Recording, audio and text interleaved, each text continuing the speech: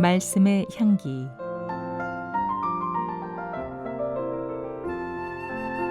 오늘은 경기도 김포시 믿음의 교회 신형섭 목사입니다. 사람들은 힘들고 어려운 일을 만나면 자신감이 없어지면서 옛날의 자신의 습관이나 성격으로 되돌아가고 예수 믿기 이전의 사람으로 되돌아가는 성향이 있습니다. 예수님의 제자들도 마찬가지였습니다. 예수님이 십자가를 지신 이후에 주님이 곁에 계시지 않는다라고 하는 육신의 상황과 환경으로 인해서 그들의 믿음이 온데간데 없어졌습니다.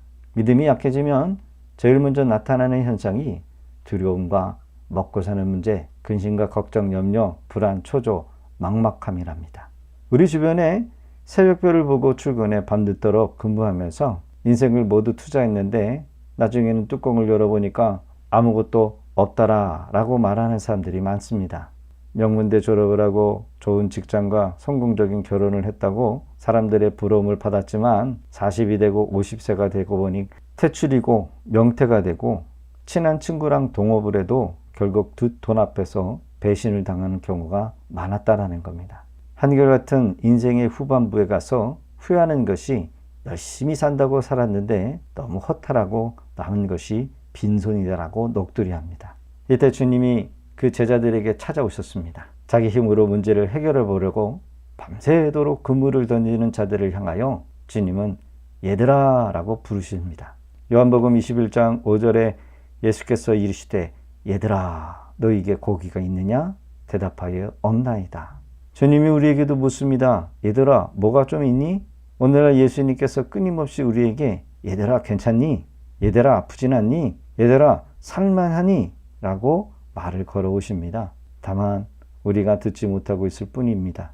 주님 없이 내가 애쓴 결과가 무엇일까요? 주님 돈이 없어요. 주님 건강이 회복되어졌으면 좋겠습니다. 주님 우리 자녀들의 문제가 많습니다. 걱정이 끊임이 없어요. 주님 사업이 열어지지 않습니다. 주님 문제가 해결되지 않는 것 같아요.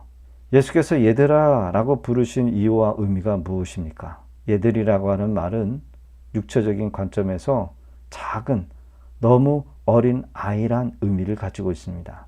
예수님은 제자들을 성인으로 보고 있지 않아서 얘들아 라고 부르신 것이 아니라 이것은 영적인 의미에서 자기 힘으로 아무것도 할 수 없다는 의미에서 이처럼 그들을 향하여 부르고 있다는 겁니다. 결국 이 모습은 우리의 모습이기도 합니다. 즉 우리는 우리의 힘과 우리의 지혜, 우리의 능력으로 이 세상을 살아갈 수 없는, 즉 하나님과 함께하지 않으면 한 치 앞도 예측할 수 없는 연약한 존재라는 것입니다. 우리는 베드로와 제자들처럼 주님 없이 밤새도록 그물을 던지고 있습니다. 그물을 던지면 던질수록 우리 마음 안에 짜증과 분노가 치밀어 오릅니다. 물고기 잡는 것이 문제가 아닙니다. 열심히 밤을 새워서 노력을 하고 공부를 하고 연구를 하고 친구들과 회식하고 여행을 가고 취직을 준비하고 사업을 위한 애씀이 결코 나쁜 것은 아닙니다. 단지 주님 없이 하려고 하는 것이 그릇되다라는 겁니다. 무엇을 말합니까? 주님과 동행하는 삶이 되어야 한다는 겁니다. 그러기에 주님 없이 하는 일은 아무것도 아닌 것이다라는 것을 인정해야 합니다. 주님과 함께하지 않는 것이 문제입니다. 베드로를 보면 밤새도록 애쓴 것과 주님이 한번 찾아온 후에 그 일의 결과가 어떻게 달라졌을까요? 밤이 맞도록 수고하였지만 얻은 것이 없었습니다. 하지만 주님이 다시 찾아온 후에 배 오른편에 그물을 던졌을 때 많은 물고기가 잡혀 올라왔습니다.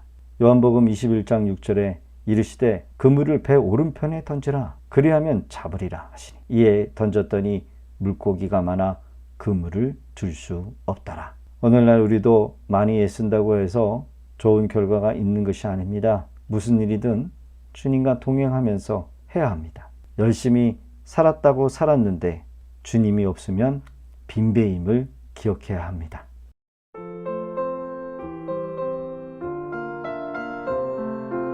말씀의 향기. 경기도 김포시 믿음의 교회 신형섭 목사였습니다.